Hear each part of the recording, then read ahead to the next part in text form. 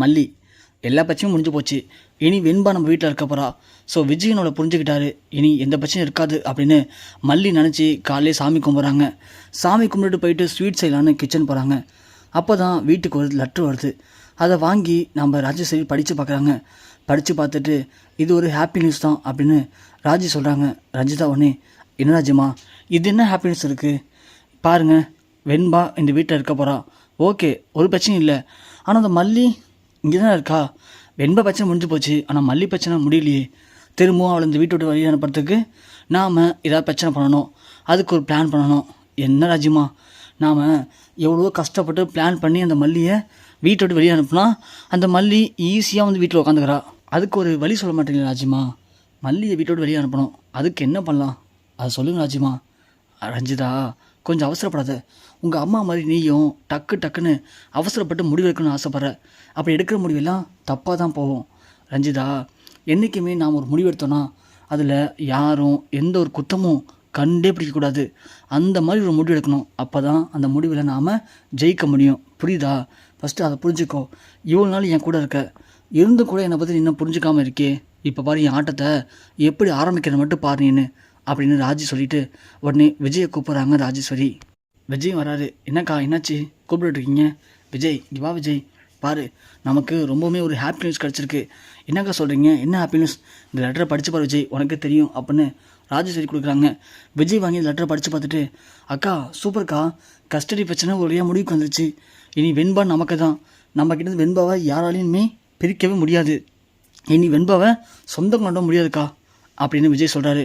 ஆனால் ராஜி சொல்கிறாங்க, எல்லாம் ஓகே விஜய், ஆனால் அது ஒரு பாயிண்ட் இருக்க நோட் பண்ணியா? அன்றைக்கி வந்து அந்த அதிகாரியும் சொன்னாங்க, வெண்பா உனக்கு மட்டும் இல்லை அந்த மல்லிக்கு சொந்தம் அப்படின்னு அந்த அதிகாரியும் சொன்னாங்க. அதே மாதிரி இப்போ நினச்சா கூட அந்த மல்லி வெண்பாவை வாங்கிட்டு வந்து பிரிச்சுட்டு போகிறதுக்கு எல்லா ஒரு அதிகாரமும் இருக்குது. அதனால தான் சொல்கிறேன், அந்த மல்லி இனிமேல் எதுக்கு வச்சு இங்கே இருக்கணும்? அவள் இனிமேல் இங்கே இருக்கக்கூடாது. அவள் இருந்தால் கண்டிப்பாக உனக்கு வெண்பாவுக்கும் தேவையான பிரச்சனை தான் வரும் அப்படின்னு ராஜி சொல்கிறாங்க.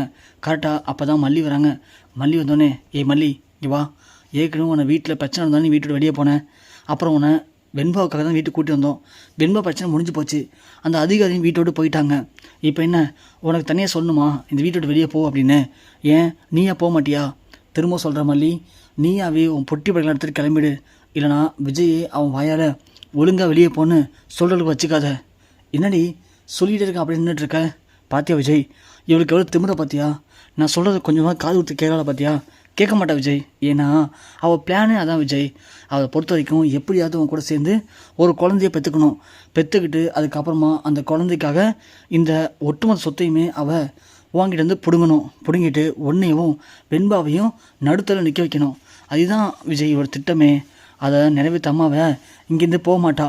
ஆனால் இவள் திட்டத்தை எப்படி நான் கண்டுபிடிச்சிட்டால, அதனால தான் இவன் என்னை சுத்தமாக மதிக்கிறது இல்லை. இருக்கட்டும், பரவாயில்ல விஜய். ரஞ்சிதா, நீ போயிட்டு இவளுடைய துணிமணி எல்லாத்தையும் ஒரு மூட்டையை கட்டி எடுத்துருவா. இன்றைக்கி இவளை வீட்டோட வெளியே அனுப்பலாம்.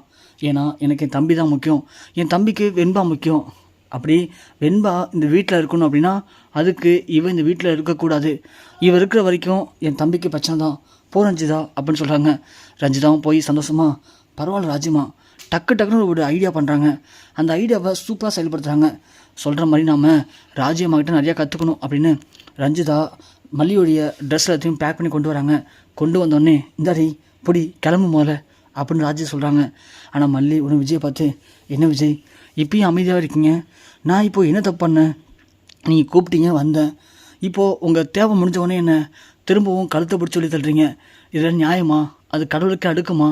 அப்போது நான் உங்களுக்கு தேவையில்லையா? சொல்லுங்கள் விஜய். இப்படி உங்கள் அக்கா பண்ணுற எல்லாத்துக்கும் நீங்கள் இப்படியே அமைதியாக இருந்தீங்கன்னா எப்படி விஜய்? நாளைக்கு திரும்பவும் பிரச்சனைனா எந்த மூஞ்சி வந்து என்கிட்ட பேசுவீங்க?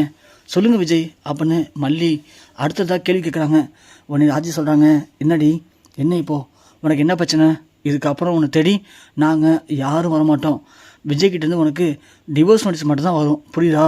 அதுலேயும் கையெழுத்தை போட்டுட்டு ஒழுங்காக கொடுக்குற பணத்தை வாங்கிட்டு அமைதியாக போயிடு. அதுதான் உனக்கு நல்லது. அதை விட்டுட்டு தேவையில்லாத எங்கள்கிட்ட பிரச்சனை பண்ணணும்னு நினச்சேன்னு வச்சுக்கேன், அப்புறம் நல்லா இருக்காது சொல்லிட்டேன். ஒழுங்கு மரியாதை வெளியே போடி அப்படின்னு சொல்லும். மல்லி ஒன்று திரும்ப விஜய் பார்த்து பேசுகிறாங்க. என்ன விஜய் அமைதியாக நிற்கிறீங்க? அப்போது உங்களுக்கு நான் இருக்கிறது பிடிக்கலையா? அப்போது அதை நீங்களே நேராக சொல்லிக்கலாமே. ஏன் இப்படி உங்கள் அக்கா வீட்டு சொல்ல வைக்கிறீங்க? எனக்கு ரொம்ப கஷ்டமாக இருக்கு விஜய் நீங்கள் பண்ணுறதெல்லாம் அப்படின்னு சொல்லும்போது ராஜி ஒன்று, அட வாடி அப்படின்னு சொல்லி மல்லி கழுத்தை பிடிச்சி கொண்டு வந்து வெளியே தள்ளி விட்றாங்க. மல்லி போய் நேராக வாசலில் விழுறாங்க. அப்போது கரெக்டாக ரஞ்சிதாவும் மல்லியுடைய பேகை தூக்கி நேராக மல்லி மூஞ்சில் எழுதிட்டாங்க. அதை பார்த்துட்டு மல்லி பயங்கரமாக அழுகுறாங்க. அடைச்ச இந்த விஜய் நம்பி நம்பி நம்ம எப்போதுமே முட்டாளதான் ஆகிட்டுருக்கோம். ஆனால் விஜய் அவருடைய காரியம் ஆகி முடிச்சதுக்கப்புறமா நம்மளை கழட்டி விட்டுறாரு அப்படின்னு மல்லி அழுதுகிட்டே அந்த பேக் எடுக்கிறாங்க. அப்படின்னு பார்த்து கரெக்டாக வெண்பா வந்துடுறாங்க. வெண்பா பார்த்துட்டு மல்லிமா என்னாச்சு உங்களுக்கு அப்படின்னு மல்லிக்கிட்ட நேராக ஓடுறாங்க.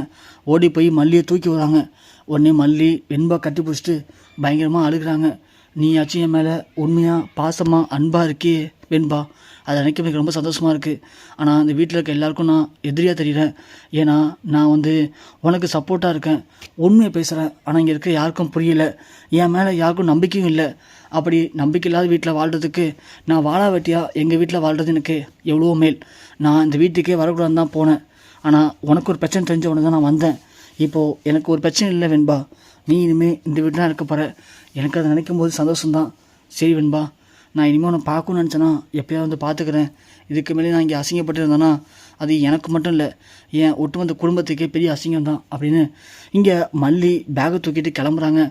உடனே வெண்பா ஓடி போயிட்டு, டாடா என்ன டாடா ஆச்சு, எதுக்கு இப்போ மல்லியம்மா வீட்டு விட்டு வெளியே அனுப்புறீங்க, சொல்லுங்க டாடா, என்ன பிரச்சனை டாடா உங்களுக்கு, பேசுங்க டாடா அப்படின்னு சொல்ல இங்கே நம்ம விஜய்க்கு என்ன பண்ணுறதுன்னு தெரியாமல் வாயடிச்சு போய் அமைதியாக நிற்கிறாரு. உடனே வெண்பா சொல்கிறாங்க, இங்கே பாருங்க டாடா, நீங்கள் மட்டும் இப்போ மல்லியம்மா வீட்டுக்குள்ளே கூப்பிடல அப்படின்னா நானும் மல்லியம்மா கூட சேர்ந்து வீட்டு விட்டு வெளியே போய்ட்டு டாடா அப்படின்னு சொல்ல விஜய் உடனே வெண்பா என்ன பேசுகிற நீனு அப்படின்னு கேட்குறாங்க. என்னடாடா என்ன பேசுகிற அப்படின்னா எனக்கு மல்லியம்மா தான் பிடிச்சிருக்கு, நான் மல்லியம்மா கூட தான் இருப்பேன், என்னால் இந்த வீட்டில் மல்லியம்மா இல்லாமல் இருக்க முடியாது டாடா.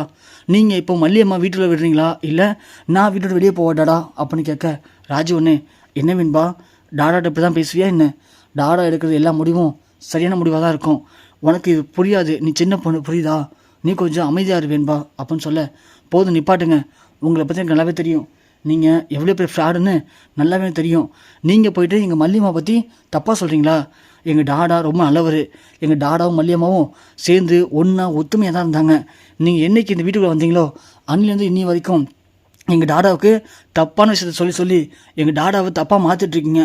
டாடா திரும்ப சொல்கிறேன் டாடா, நீங்கள் அத்தை பேச்சை கேட்டுட்டு மல்லியம்மா வெறுக்காதீங்க டாடா, மல்லியம்மா ரொம்ப நல்லவங்க டாடா, அவங்களுக்கு ஒன்றுமே தெரியுது டாடா, டாடா ப்ளீஸ் டாடா மல்லியம்மையை கூப்பிடுங்க டாடா, டாடா இப்போ நீங்கள் கூப்பிட போகிறீங்களா இல்லை நானும் வெண்பா நேராக மல்லியம்மா கூட போவா டாடா, சொல்லுங்க டாடா அப்படின்னு இங்கே வெண்பா அழுதுகிட்டு மல்லியம்மா பார்க்க ஓடுறாங்க. விஜய்க்கு என்ன பண்ணுறதுனே தெரியல. ஏன்னா விஜய் நினைக்கிறாரு நம்ம அக்கா சொல்கிற மாதிரி மல்லியால் வெண்பா நம்மளை விட்டு பிரிஞ்சு போயிடுவாளோ அப்படின்னு யோசிக்கிறாங்க. ஆனால் விஜய்க்கு இந்த இடத்துல என்ன படம் தெரியாமல் கன்ஃபியூஷனில் அப்படி நிற்கிறாரு. மல்லியும் விஜய் நம்மளை கூப்பிடுவார், விஜய் நம்மளை புரிஞ்சுப்பார் அப்படின்னு பேகை தூக்கிட்டு வாசலில் நிற்கிறாங்க. ஆனால் விஜய் வரவே இல்லை. வெண்பா மட்டும் ஓடி வந்து அழுகுறாங்க. மல்லியம்மா நீங்கள் போகாதுங்க மல்லியம்மா, அப்பா அவங்கள உள்ளே வர சொல்லிட்டார், வாங்க மல்லியம்மா அப்படின்னு கூப்பிட. ஆனால் மல்லி நினைக்கிறாங்க அப்படி விஜய் கூப்பிட்டுருந்தான்னா அவரே வந்து கூப்பிட்டுருக்கலாமே, எதுக்கு வெண்பா விட்டு கூப்பிட சொல்லணும், இல்லை வெண்பா நம்ம மேலே இருக்க பாசத்தில் நாம் வீட்டை விட்டு போயிடக்கூடாதுன்னு பொய் சொல்கிறா, இதை நம்பி நம்ம உள்ளே போகக்கூடாது, பரவாயில்ல விஜய்க்கு நம்ம மேலே நம்பிக்கை இல்லை அப்படிங்கும்போது நாம் இதுக்கு மேலே இங்கே எந்த அசிங்கப்படுறதுல அர்த்தமே இல்லை அப்படின்னு சொல்லிட்டு, இல்லை வெண்பா நீ அழுகாத, கண்டிப்பாக உங்கள் டாடா உன்னை நல்லபடியாக பார்த்துப்பாரு, நானும் அப்போ வந்து உன்னை பார்த்துக்கிறேன், சரி வெண்பா நான் போயிட்டு வரேன் வெண்பா அப்படின்னு சொல்லிட்டு மல்லி பேகை தூக்கிட்டு வெளியே போயிடுறாங்க. அப்படியே வெண்பா அங்கேயே உட்காந்து பயங்கரமாக அழுகுறாங்க. இங்கே விஜய்க்கு என்ன பண்ணுன்னு தெரில. வந்து வெண்பாவை சமாதானப்படுத்த ட்ரை பண்ணுறாரு. ஆனால் வெண்பா சொல்லிடுறாங்க, இல்லை டாடா இதுக்கு மேலே நீங்கள் என்கிட்ட பேச தேவையில்லை, எனக்கு உங்களை பார்த்தாலே பிடிக்கல, போங்க டாடா, நீங்கள் நல்ல டாடாவே இல்லை, நீங்கள் ஒரு கெட்ட டாடா அப்படின்னு சொல்லிட்டு வெண்பா அழுதுகிட்டே ரூமுக்கு ஓடிடுறாங்க. விஜய் அப்படியே கண் கலங்கி நிற்கிறாரு. ஒரு வேளை மல்லியால் தான் நமக்கு வெண்பா கிடச்சா, ஆனால் நாமளே மல்லியை புரிஞ்சிக்காம வீட்டை விட்டு அவசரப்பட்டு வெளியே அமிச்சிட்டோமோ அப்படின்னு குற்ற உணர்ச்சியில் என்ன பண்ணுன்னு தெரியாமல் விஜய் அப்படியே கண் கலங்கி நிற்கிறாரு.